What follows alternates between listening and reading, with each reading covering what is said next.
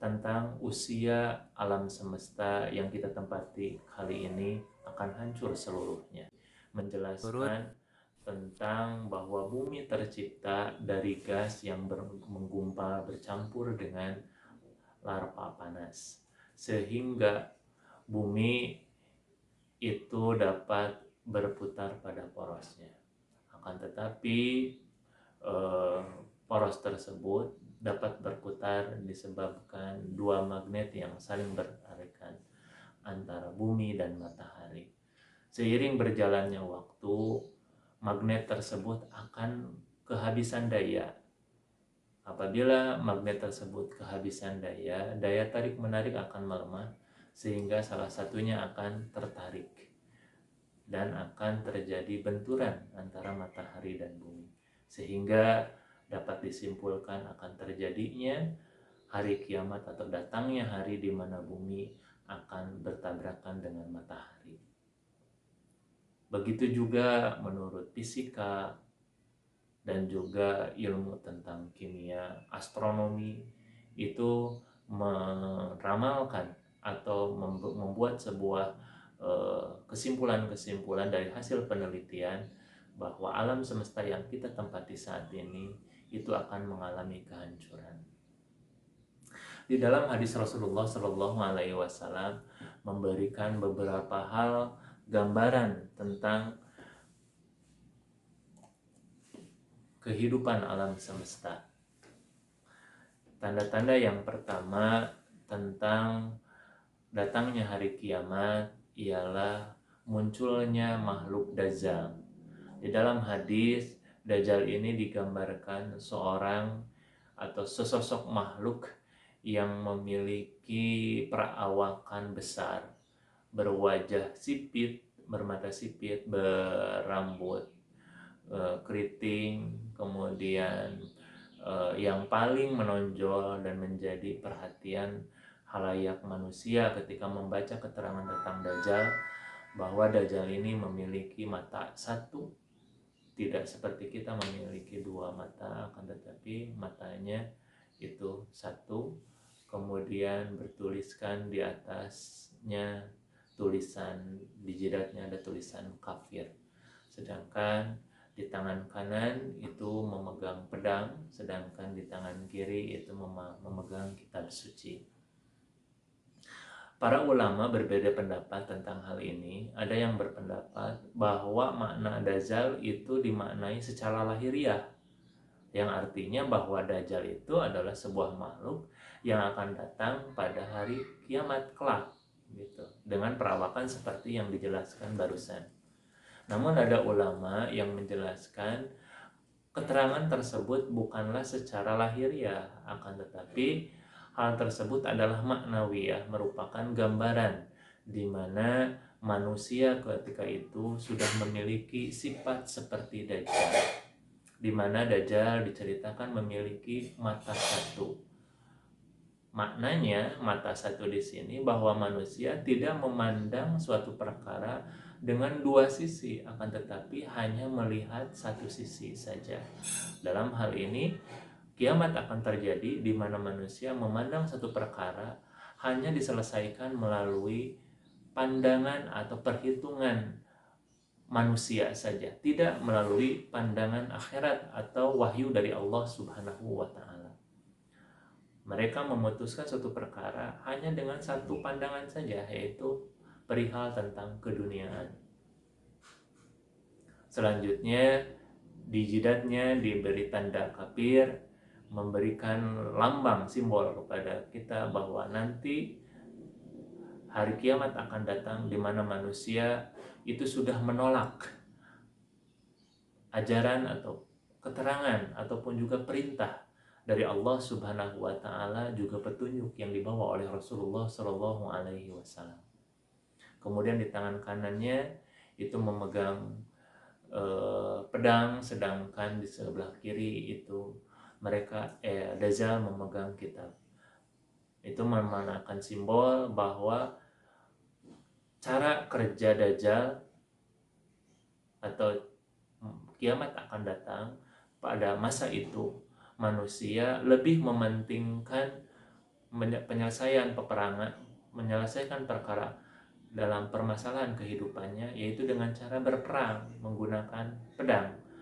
Oleh karena itu pedang disimpan di sebelah kanan, karena simbol tangan kanan adalah sumber dari amaliyah manusia ialah dengan menggunakan tangan kanan. Sedangkan untuk tangan kiri adalah perbuatan penunjang daripada kehidupan sehari-hari. Jadi Dajjal menurut maknawi di mana manusia sudah lebih mementingkan kehidupan dunia ketimbang tentang kehidupan akhirat atau kehendak dari Allah Subhanahu wa taala. Kiamat akan datang ketika kita sudah melalaikan apa yang menjadi perintah dari Allah Subhanahu wa taala. Kemudian tanda-tanda kiamat yang kedua yaitu di mana dibangunnya masjid bermegah-megah akan tetapi isinya kosong. Hal ini adalah isyarat bagi kita bahwa datangnya kiamat di mana orang lebih banyak memperdulikan casing daripada isi. Banyak dibangun masjid bermegah-megah akan tetapi isinya kosong. Bahkan orang Sunda itu sering menyindir dengan kalimat yang pegang kunci itu DKM, yang adzan DKM, kemudian yang mimpin sholatnya DKM, sedangkan jamaahnya tidak ada. Itu adalah salah satu pertanda datangnya hari kiamat. Tanda kiamat yang ketiga ialah di mana waktu terasa dekat. Digambarkan di dalam hadis di mana matahari terbit dari sebelah barat. Jadi terbalik. Harusnya matahari itu terbit di barat. Ini terbit terbenam dari sebelah barat. Ini pun bukan secara lahiriah, akan tetapi bisa dimaknai secara maknawiyah, di mana ketika matahari terbit dari sebelah timur kemudian terbit dari sebelah barat, orang sudah tidak peduli lagi dengan waktu. Padahal yang namanya waktu Rasulullah Shallallahu Alaihi Wasallam mencanangkan di dalam hadisnya dengan kalimat waktu itu ibarat seperti pedang. Apabila kita lengah, maka waktu itu yang akan membunuh kita. Nah, kiamat itu akan datang di mana orang-orang sudah tidak peduli lagi tentang waktu. Makanya waktu terasa cepat. Kemarin teh asa baru minggu kemarin teh asa kemarin ya. Padahal waktunya sudah berjalan 1 minggu yang lalu. Itu menandakan bahwa kita terlalu sibuk terhadap urusan dunia sehingga kita melupakan tentang urusan akhirat. Yang keempat yaitu di mana seorang ibu melahirkan majikannya. Itu adalah sebuah tanda kiamat. Maksud seorang ibu melahirkan majikannya adalah di mana seorang anak itu sudah durhaka kepada orang tua. Kiamat akan datang di mana ketika itu anak-anak sudah tidak ada lagi memiliki akhlak kepada orang tua. Sudah tidak peduli lagi dengan orang tua. Seperti halnya maling kundang dahulu dalam cerita rakyat yang dikutuk oleh orang tuanya. Itu hanya satu. Tapi kiamat itu akan datang di mana para ibu sudah melahirkan anak-anak yang durhaka. Itulah 4 tanda datangnya hari kiamat. Kemudian dalam keterangan yang lain nomor 5 itu ada sebuah keterangan kiamat akan datang dengan ditandai keluarnya Ya'juj dan Ma'juj. Ya'juj dan Ma'juj ini adalah pasukan bala tentara yang disiapkan untuk kehancuran alam semesta yang telah disegel oleh malaikat di sebuah dinding. Ini pasukan Ya'juj Ma'juj ini bisa kalian baca di dalam sebuah keterangan, karena apabila dijelaskan ini akan panjang. Ini Ya'juj dan Ma'juj ini adalah makhluk yang justru mengincar orang-orang yang beriman dan akan memusnahkan orang-orang yang beriman kepada Allah Subhanahu wa taala, dan akan membunuh seluruh manusia sampai satu ketika Ya'juj Ma'juj ini akan musnah dengan pertolongan Allah Subhanahu wa taala, dengan datangnya bantuan dari Allah Subhanahu wa taala yang berupa virus ulat yang diturunkan dari atas langit dan menggerogoti Ya'juj dan Ma'juj tersebut sehingga musnah di alam semesta. Itulah tanda-tanda datangnya hari kiamat. Begitu mengerikan peristiwa datangnya yaumul kiamat. Apakah sampai di sana yang harus kita takutkan?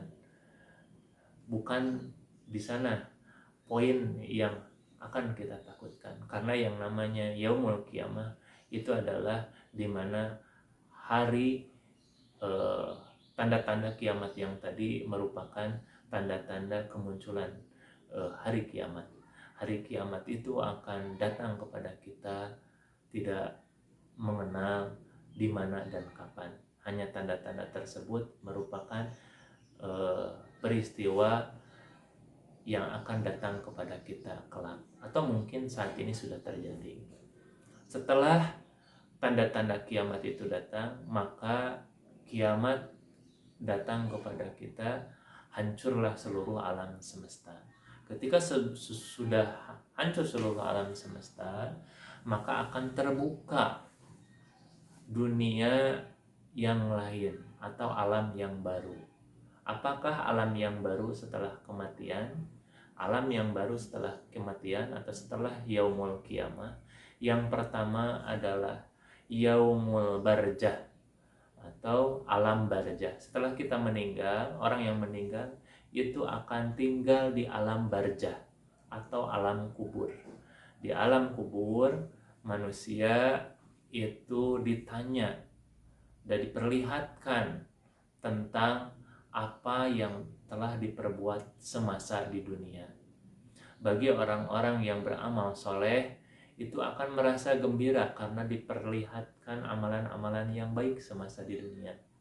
Sedangkan orang-orang yang jahil ataupun orang-orang yang ingkar terhadap perintah Allah Subhanahu wa taala, itu akan merasa sedih dan tidak nyaman dalam beristirahat di alam barzah, karena diperlihatkan bagaimana kefasikannya semasa di dunia, kezolimannya semasa di dunia, kekafirannya, kefasikannya di semasa dunia.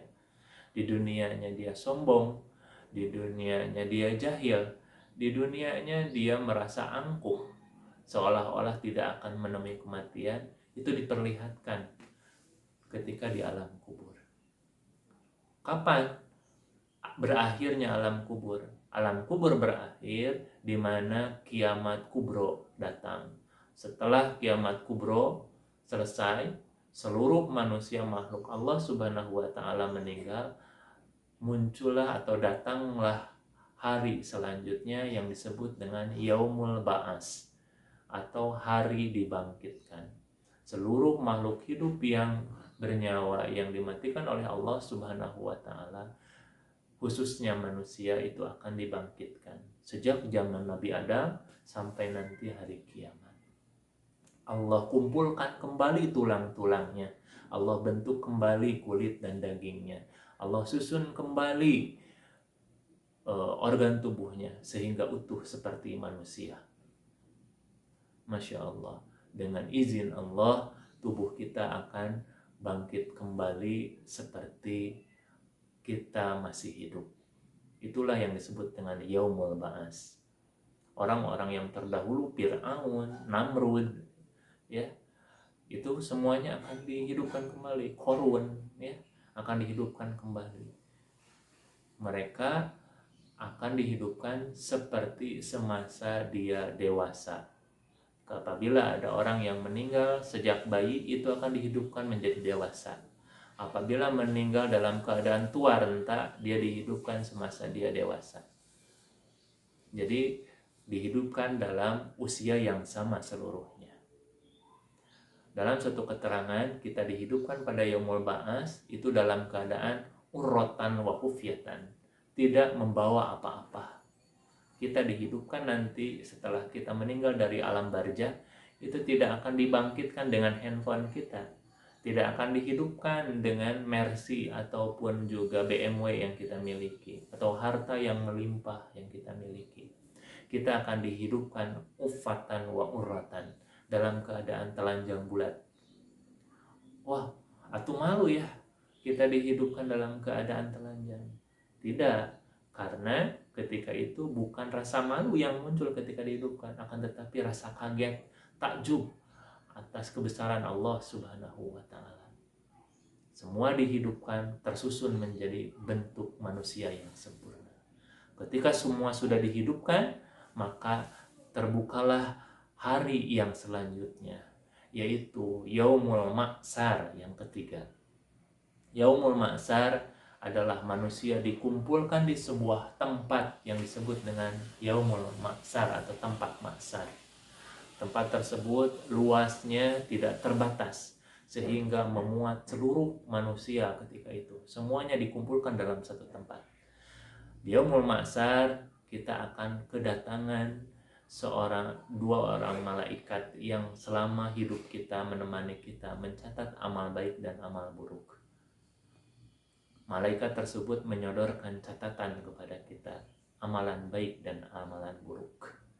Disitulah mulai keringat bercucuran dikarenakan kita menyaksikan catatan amalan baik dan buruk yang kita lakukan.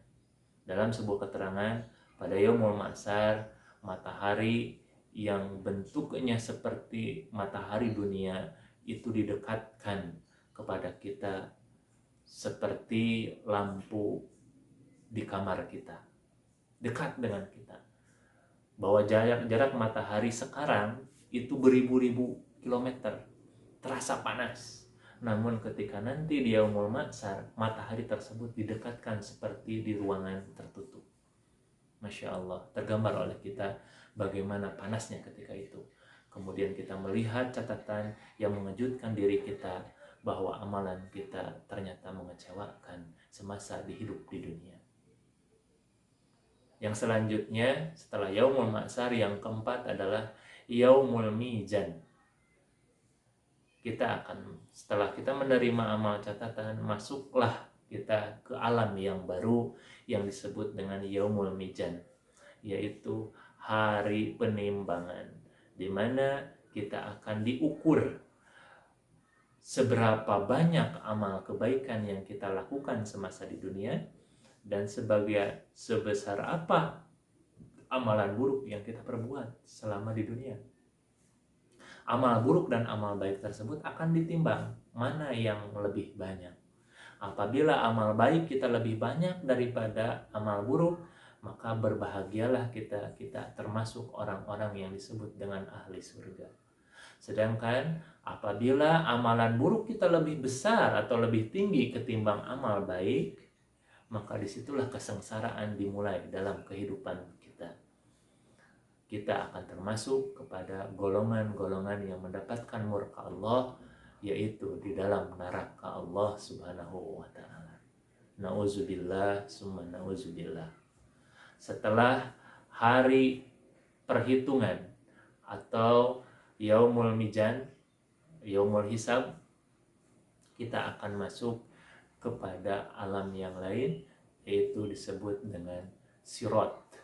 Sirat adalah jembatan yang menghubungkan antara Yaumul Mizan dengan Yaumul Jaza. Disitulah kita akan bertemu dengan gerbang yang disebut dengan Yaumul Jaza, hari pembalasan, di mana orang yang memiliki timbangan yang berat tentang kebaikan itu akan menuju surga Allah, sedangkan yang memiliki amalan buruknya lebih banyak itu akan menuju neraka Allah Subhanahu wa Ta'ala. Subhanahu wa Ta'ala. Semoga kita tergolong kepada orang-orang yang bisa berkumpul dengan orang-orang yang soleh, yaitu di surga Allah Subhanahu wa Ta'ala. Dan kita dijauhkan dari siksa api neraka yang sungguh akan membakar atau akan memusnahkan orang-orang yang ingkar semasa di dunia. Begitu mengerikannya siksa neraka, sehingga Rasulullah Shallallahu Alaihi Wasallam yang sudah jelas-jelas dimaksum oleh Allah Subhanahu Wa Taala akan masuk surga, tetap senantiasa terus berdoa kepada Allah Subhanahu Wa Taala untuk tidak merasakan bagaimana pedihnya di dalam api neraka. Contoh siksa neraka yang paling ringan itu dialami oleh paman Rasulullah Shallallahu Alaihi Wasallam. Beliau adalah orang yang dekat dengan Rasulullah Shallallahu Alaihi Wasallam. Banyak jasa yang diberikan oleh paman Rasulullah SAW kepada Rasulullah SAW dalam berdakwah di jalan Allah Subhanahu wa Ta'ala. Namun paman beliau Abu Thalib itu tidak mengucapkan syahadat dan tidak rela untuk meninggalkan ajaran orang tuanya dahulu.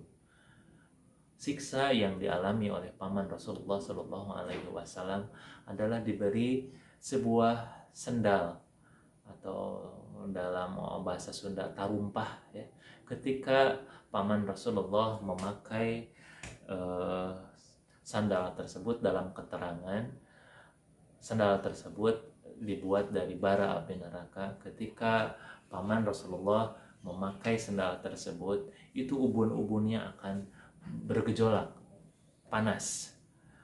Secara logika akan terbayang oleh kita, ketika kita memakai sandal tersebut, tidak mungkin langsung ubun-ubunnya bergejolak tanpa kaki, badan, dan kepalanya kepanasan. Tentulah ketika ubun-ubunnya bergejolak panas, kaki, badan, dan kepalanya akan hancur karena